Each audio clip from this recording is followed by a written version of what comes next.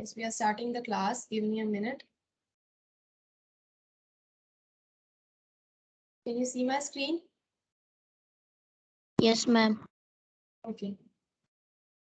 Okay, so let us start. Come to page number 30. Open page number 30. So we have discussed some cases of Mendel's experiments on, flower color, character of flower color, seed color, okay, then plant height. So there are so many. There are seven pairs of features which Mendel studied. Okay, he experimented seven pairs of we can say seven features he studied. So what were the features? Flower color, seed shape, color, pod shape, flower position, and plant height. Now we have discussed the flower color and seed also we have discussed. Now let us talk about, yes, now let us take some other examples.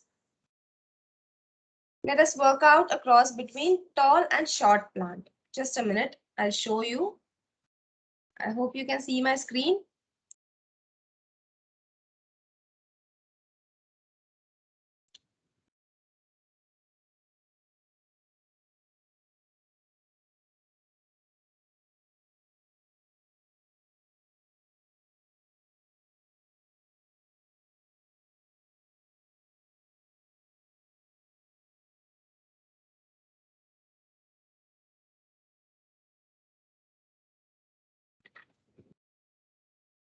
Okay, let's take a case where we have to cross between tall and short plant.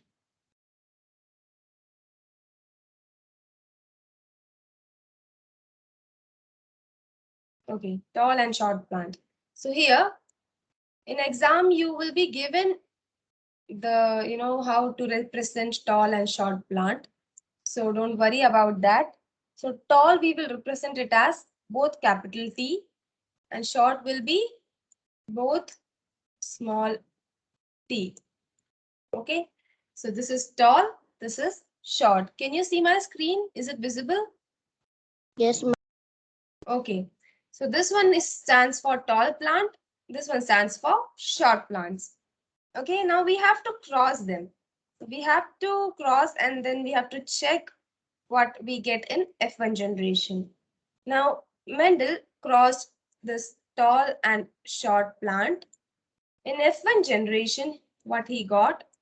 F1 generation. He got all the same characters. That means TT, TT, TT. That means one capital T, one small t. All four were like this. One capital, one small, one capital, one small. Okay. So all the four were like this. Now from where does this came from? How can how can you get this very easily? Through a Punnett square you will get. Okay. From a Punnett square you will get it very easily. If you want to cross them, you can cross with the help of a Punnett square. You can make a square. You can write the male or you can write the parental characters here and the maternal characters here. I've told you before also, father's characters are written on the top of the square and mother's characters are written on the left of the square. Now let us cross this capital T small t, we will get this one. Okay. Same goes with this capital T small t, same thing. Okay. Now this with this capital T small t, same thing. Okay. Now this capital T and small t, same thing we will get. So through this Punnett square, we can get this answer. Do you understand? Yes, ma'am. Okay. You don't have to run your brain, like what we will do, how this came from. This came from if you want a proper exact answer without any mistake. And in an easy way, you can try this Punnett square. This is very easy. You have to write the parental characteristics on the top, sorry, paternal characteristics on the top and maternal on the left. Then you have to just cross them and right here. Okay. So this all the capital T and small t came from this Punnett square. Okay. Work out the Punnett square. You will get this answer. Now let us discuss the same thing. We got all the tall plants. Why? Because a capital T is present in all the four. So all these are tall plants. He got all four are tall plants. Now what he did, again he crossed two of them. That means from middle we can take both of them. He crossed them, and what he got. Now this also you can do it from a Punnett square. We will try and make a Punnett square here.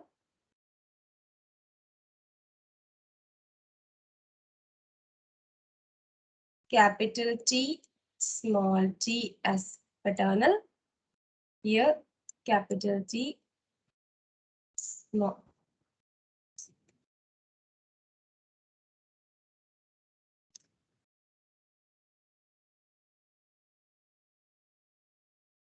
Just a minute.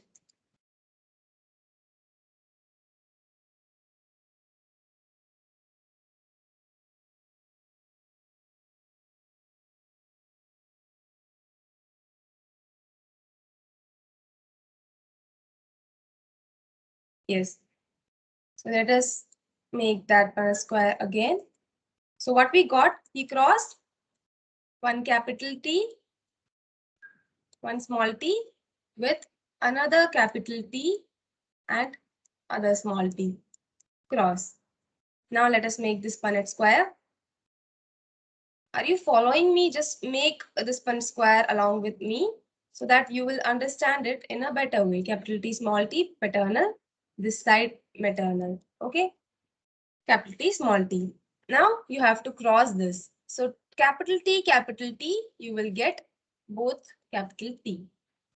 This capital T, this small t, you will get capital T and one small t. Now this capital T, this small t, again you will get capital T and one small. And this with this, that means this small t and this small t, you will get both small t. So what is the answer here? What we will get? Both capital, okay? One capital, one small. One capital, one small. And the last one is both small. Now here, you can see these three have a capital T in them. That means they are tall. And this one has both the recessive trait. That means both are small t.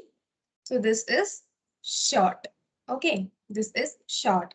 So all these three, they stand for long one, tall one, and this one plant is he got in the F2 generation. This is the second filial generation we are talking about. Okay, first we did, so he got all tall plants. Then in the second, he crossed both of them. So we get this answer where three of them were tall, one was short. It is in F2 generation. So what is the ratio? 3:1. That means 3 tall and 1 short. Do you understand? Yes, ma'am. Okay. So 3 tall, 1 short. This, okay, just a minute. So this is the phenotypic ratio, right? This is the phenotypic ratio. Now, if we talk about the genotypic ratio, what will come? This was the phenotypic ratio, 3:1. Okay. So phenotypic ratio is 3:1. Now, if we talk about genotypic ratio, you can see how we will find out the genotypic ratio. Genotypic ratio means the gene feature. Gene feature we have to count. So here, what we got?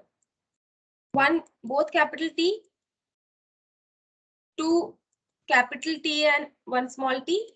This was 2, this was 1, and 1 both small t. So how can we find the genotypic ratio? 1 capital T, both capital T, so 1:2. Here 2, 1 capital T, 1 small t. So we got 2 here. Okay, they were 2. One more were there. Okay, like this. So 2 is to last one.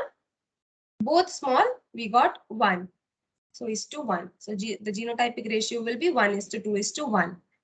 Is there any doubt regarding this thing? No, ma'am. Okay, you all understood? Yes. Yes, if you have any doubt, you can ask me at that particular point of time. Don't wait for long. You can stop me and ask. Yeah, just explain it again, ma'am. I'll explain it again because this thing you have to remember very clearly. This will come in exam for sure. 100% it will come in exam. So you must know, you are supposed to know how to make a Punnett square, how to cross, and how to find out the ratio in F1 generation, in F2 generation, and etc. Okay, so you have to find out everything. So you must know all this first. That's why I'm telling, if you have any doubt, you can ask me. Otherwise, we will move to the next one. Yes. So I hope you have no doubt. So if no doubt, then we will move towards the next topic. So we have done the cross between tall and short plants. So here,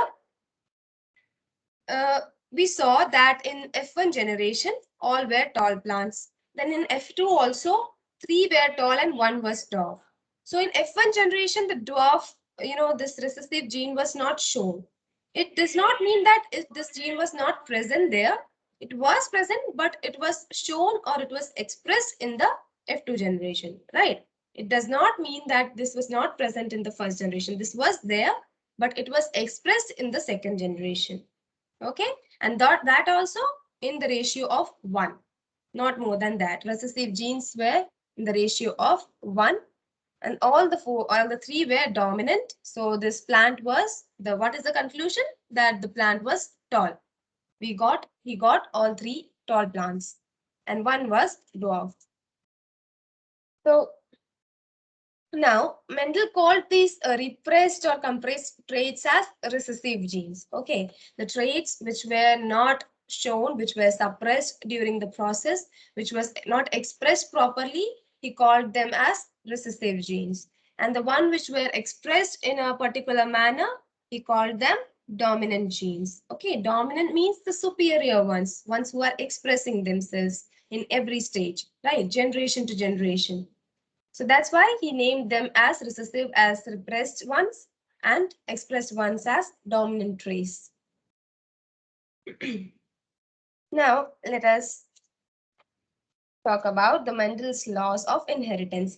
I guess this is clear to you all these crosses between the tall and dwarf plant, the seed color, seed shape. We have discussed, yeah, a purple and white flower. So 1 to 2, 1, 2, 3, yes, 3 we have discussed. Shall I show you more explanations or more examples? If you insist, I'll show you. Otherwise, we'll move to the next topic. What shall we do? No doubt. Okay, no doubt. Then fine. So we will not waste our time. If you have any doubt, you can just write it in your notebook. You can ask me later when we have a doubt session, you can ask me that time. Okay, I'll give you a doubt session also. We will have a session in which we will clear the doubts. So you can write it in your notebook if you have any doubt. Now come to page number 32. So can you see a dihybrid ratio? You can see a Punnett square. This is very different from the first one which we did, right? That was a monohybrid cross where only one allele was involved, one trait was involved. Here, 2 traits are involving. Okay, so let us read this. On page number 32, from top we will read, that is after the point number 5. Dihybrid ratio gives us the breeding results with 2 pairs of contrasting characters. Monohybrid gives us contrasting characters of 1 pair, and dihybrid gives 2 pairs of contrasting characters. Mendel tried several combinations. One such combination was the crossing of a variety with round and yellow seeds with another variety having wrinkled and green seeds. Now here, dihybrid means 2 characters were taken. So here he took two characters. That means the color and the shape. Round and yellow with wrinkled and green. So color and shape, both characters were taken. So first in this box, you can see in this blue box, round yellow into wrinkled green. So in F1 generation, all round yellow he got. Then in F2 generation, when he crossed both of them, he got round yellow in first one, round green in the second, wrinkled yellow in the third one, wrinkled green in the last one. Now how this ratio came from, okay, out of 16, 9 round yellow, 3 round green, wrinkled yellow were 3 and 1 wrinkled green. So the ratio is 9:3:3:1. So this is typical than the monohybrid cross. Now let us move to the cross. Let us discuss this cross. The above results from parents to F1 generation and then to F2 can be easily understood from the following. Now let us work out this cross.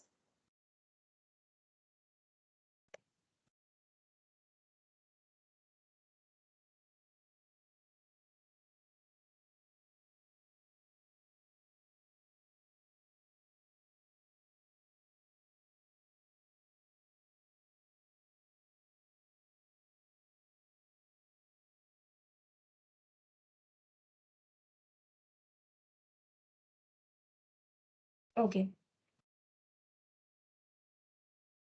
So here he took round yellow seeds and he crossed them with wrinkled green seeds. Now for round yellow, what is the expressing format? It's capital RR, capital YY into wrinkled green seeds.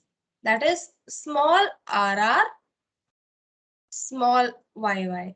Okay, this is the format for, this one is the format for round yellow seeds and this one is the format for wrinkled green seeds. This will be given in your exam, don't worry.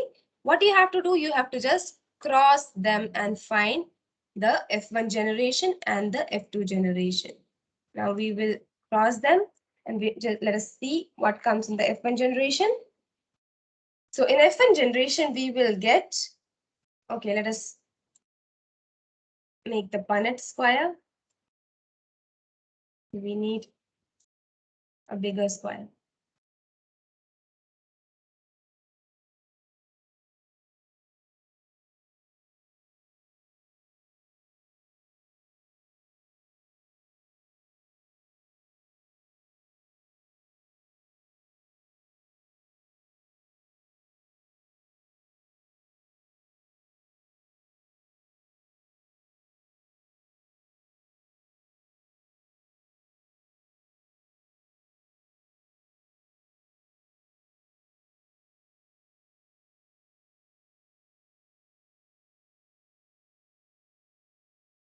So in F1 generation, paternal we have to write RR, Y. Maternal is R, small y, small y. Okay, so we have to cross them, capital R and small r. In first one we will get one capital, one small. Here also one capital, one small. Here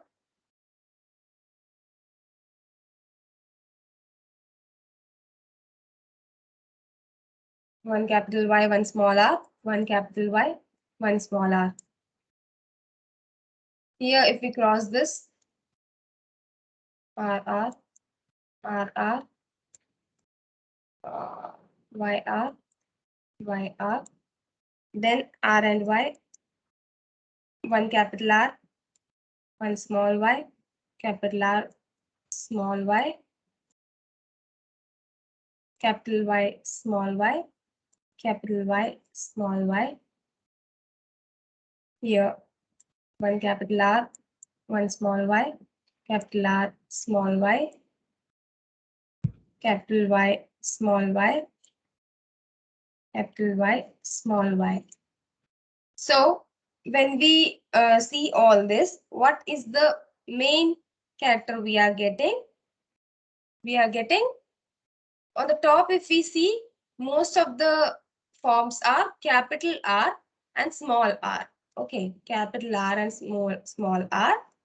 Also, along with that, if we see the below ones, it is capital Y and small y. We are getting capital Y and small y. So we will get this one when we cross this. Okay, capital R, small r, capital Y, small y. Okay, that means from here we get two capital, here we get two small. That means here both dominant and recessive genes are present. Both dominant and recessive genes are present in the F1 generation, right? Now, let us cross this again. So we got this one, capital R and small r, capital Y and small y. This we got in the F1 generation. Now this means here both dominant are there, capital R and capital Y. So all round and yellow seeds we will get. All round and yellow seeds. If it was small r, small y, what will be the answer? Both were recessive. So that's why all green wrinkled will be there. But here it is capital R, small y, capital Y, small y. That's why it will be all round yellow seeds. It is referred to as all round yellow seeds. Okay. Now look at your book. Now you can see female sex cells. It is crossed again. So you can see on the top paternal characters are written. Capital R, capital Y, capital R, small r, capital Y, and small r, small y. These are the combinations from this one. Okay. Possible combinations from this one is written on the top and on the left, which are the. Okay, so here in dihybrid cross, the female sex cells are written on the top side. So don't get confused. In monohybrid, paternal characters are written on the top and maternal on the left. But in dihybrid cross, female cells are written on the top and male cells on the left hand side. Don't get confused. Okay. So here male cells are written on the left side. Now we have to cross. This cross is very easy. You can see RY capital, both RY are capital. So capital RR, capital YY on the first one. Then another one, second one in your book. Just look at your book. We are discussing that Punnett square dihybrid cross. So the next one, second one, capital RR and one capital Y and one small y. Then the cross goes on like this. You can see first one is crossed with first one, then the second one with first one, then the third male cell with first female, second female, third female, like that. Everything is crossed. And at last, we can see there are 9 round yellow, okay, 3 round green, then 3 wrinkled yellow, and 1 wrinkled green. Okay, this is the last combination we get after crossing all this. So phenotypic ratio is 9:3:3:1. Okay, here phenotypic ratio is 9:3:3:1. And in this, we cannot find the genotypic ratio. Why? Because this is very complicated. We cannot find out the genotypic ratio because in the tall plant and dwarf plant, we got T, okay, one capital T, small t, one capital T, one small t, and one both small t. So here we could find 1:2, 2:1. This was easy. But in this case, 9:3:3:1, we will get a long answer. This is not possible to write the genotypic ratio of this particular cross. So here is no genotypic ratio. You have to write only phenotypic ratio, 9:3:3:1. You understood my point? Yes, ma'am. Okay.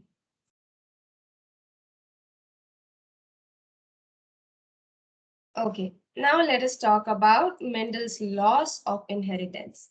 He gave some laws. Now, till now, we discussed the crosses which were performed by Mendel. Now, the next thing is Mendel's laws of inheritance. So Mendel basically, he gave 3 laws, okay, when he crossed all these plants, the flower color, all the characters, the 7 pairs when he crossed. he just summarized them in 3 laws. So the first law is law of dominance. First law is law of dominance. Here, what this law states, you have to learn it by heart. Okay, you have to learn it by heart. So the first law states, out of a pair of contrasting characters present together, only one is able to express itself while the other remains suppressed. The one that expresses is the dominant character and the one unexpressed is the recessive. The recessive character can express only when the pair consists of both recessives, homozygous recessives. Now, the first law, law of dominance, from the name itself, it is clear that it is based on the dominant allele, the one which is dominant, the one which is able to express itself. So, you have to learn this statement given by Mendel. Out of a pair of contrasting characters present together, only one is able to express itself while the other remains suppressed. So I'll just briefly explain you in a simple manner. Here, out of the true characters or out of the two traits, one remains dominant as we have seen in the crosses also. When we have taken the example of tall and short plants, it was 3:1 ratio where 3 tall plants were there and 1 short plants was there, right? So in the 3:1 ratio, their tall plant was dominant.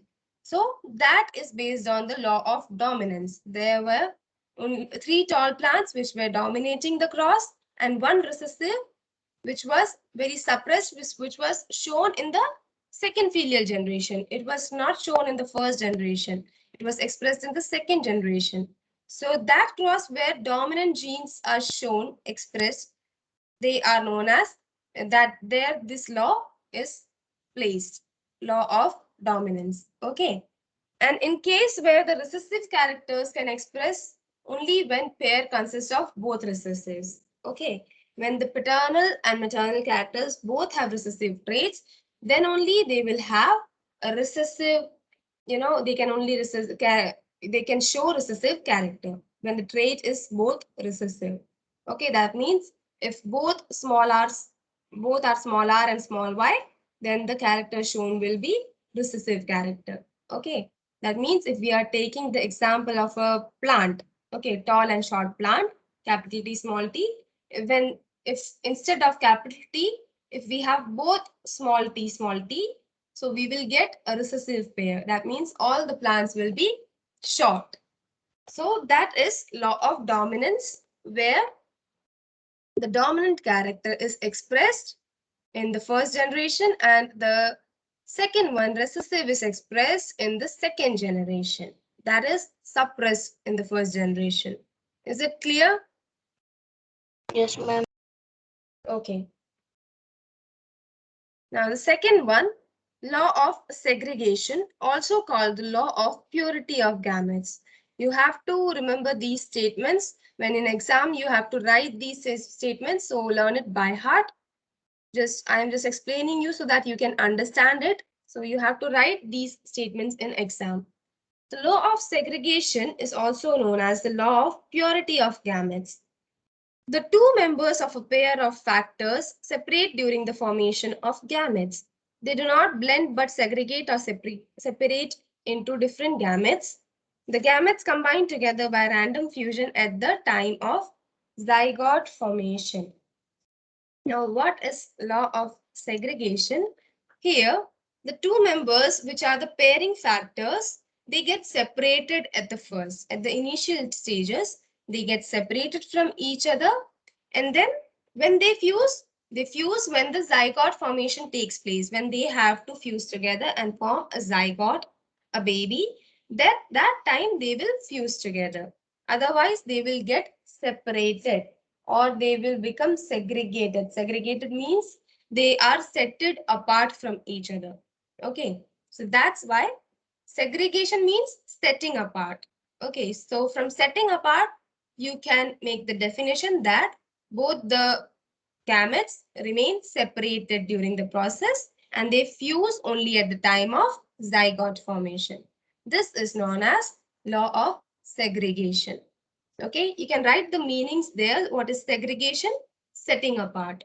So from setting apart, you can define segregation law that the pair of factors remain separated during the formation of gametes.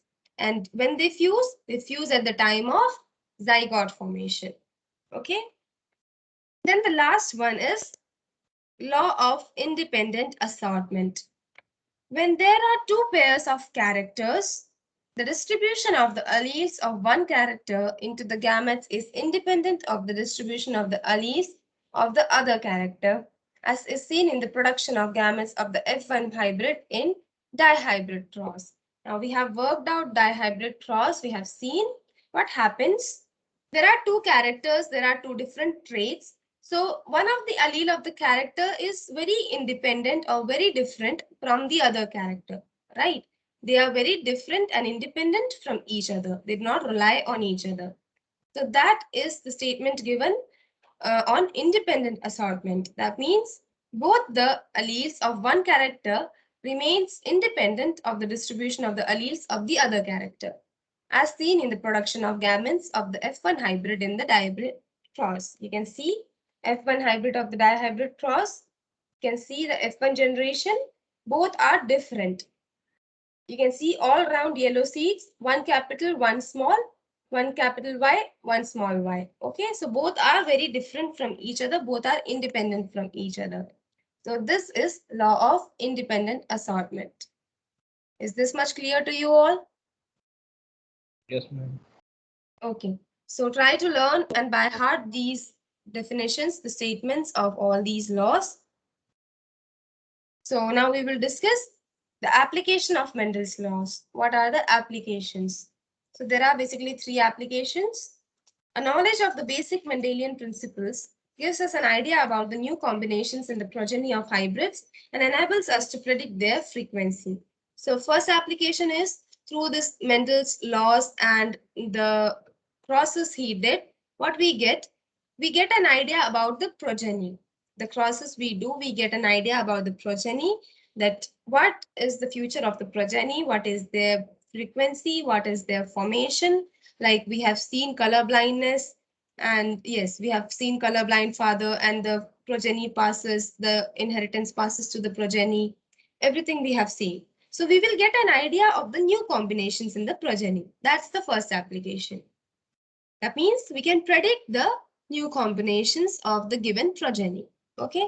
Second one, such information is of great importance to both plant and animal breeders for producing better breeds.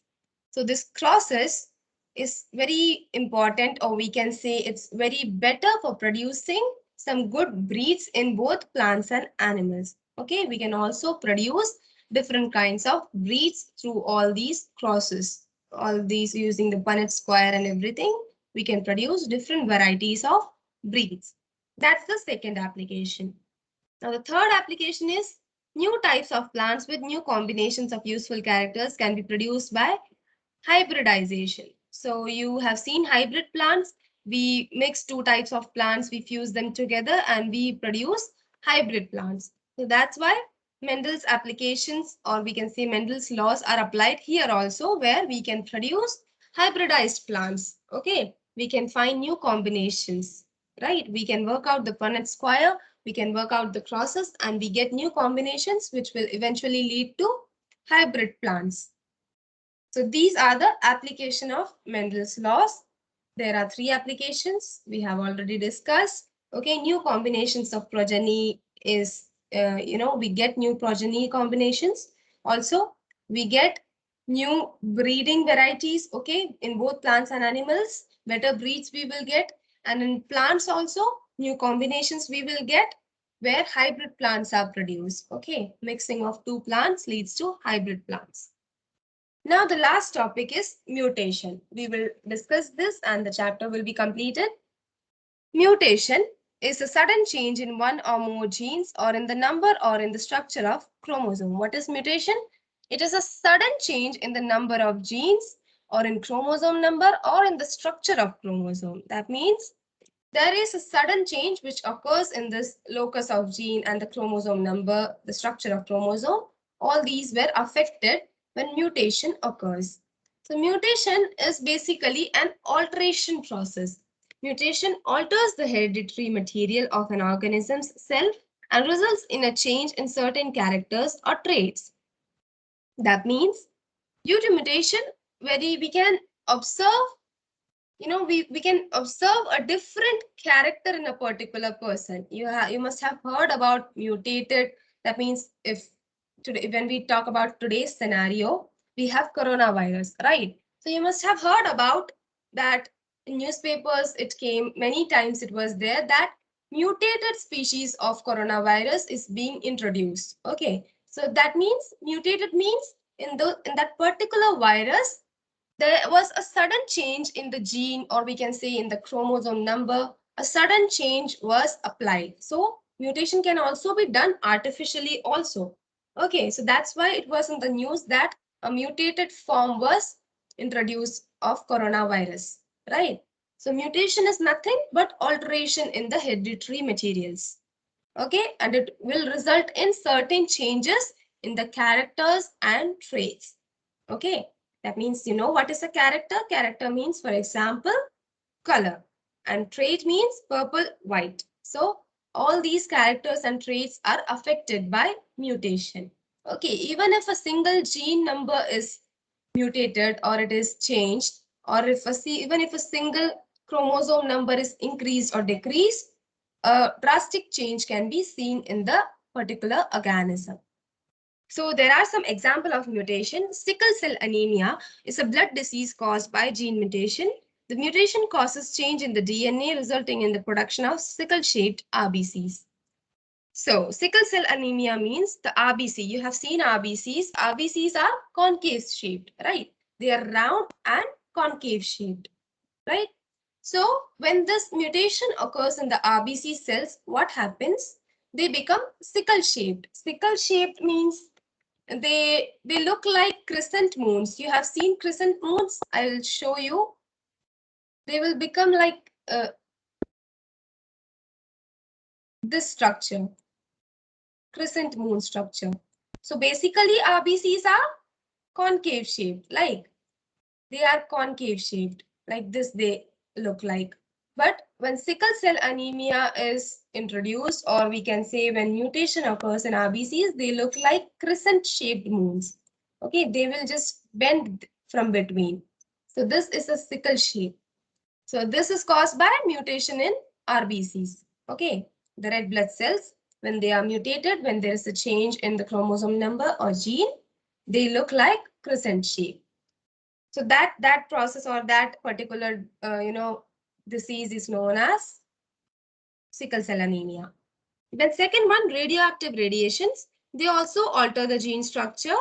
That means here one example is given when World War II occurred in Japan, Hiroshima and Nagasaki had led to a number of deformities in the body of plants and animals which are still persisting. So the radioactive radiations, radioactive radiations, the UV rays, which comes from the atmosphere, they also affect, or they can also change the number of genes or the chromosome number and cause mutation. Example is given of the Hiroshima and Nagasaki attack, where due to that bombing and everything, there is so many radiations were caused. And because of those radiations, all the plants and animals of that area, of that particular city, are still persisting this mutated genes. They are still, they are still carrying deformities. They are still defected, right? So this is all about mutation. Mutation is the alteration of hereditary materials. Okay, there's a sudden change in the number of chromosomes or genes. So that sudden change is known as mutation. Is it clear to you all? Yes, ma'am. Okay. So mutation also mark it as important. It will come in exam. Mutation is a very important topic. So you can give with examples also. Mark it as important. Now we have question answers. Our time is over. We will discuss them later, or I'll give you the question answers. I'll upload in Moodle. Okay. By evening or by tomorrow I'll upload. You have a Saturday and Sunday, so you can write these answers in your notebook. You have ample time, right? So I'll just give this in Moodle. I'll be uploading by evening. You can have a look afterwards. We will stop here. So thank you everyone for joining. We'll meet in the next